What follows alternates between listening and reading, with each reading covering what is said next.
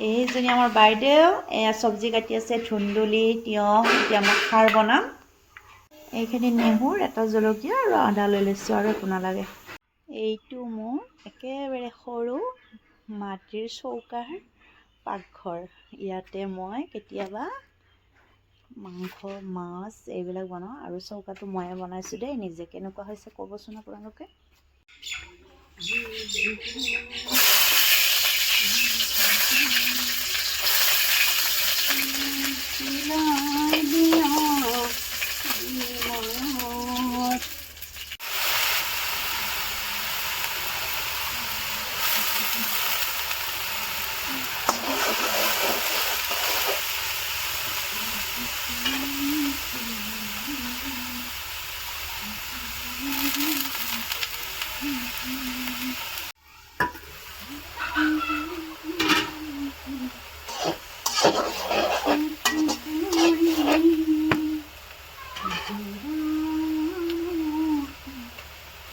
এইখিনি কলাখাৰ, এইখিনি দি দিম ইয়াতে।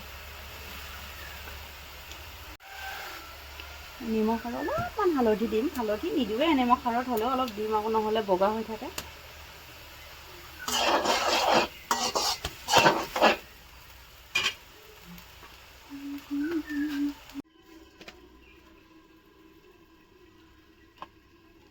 এতিয়া মই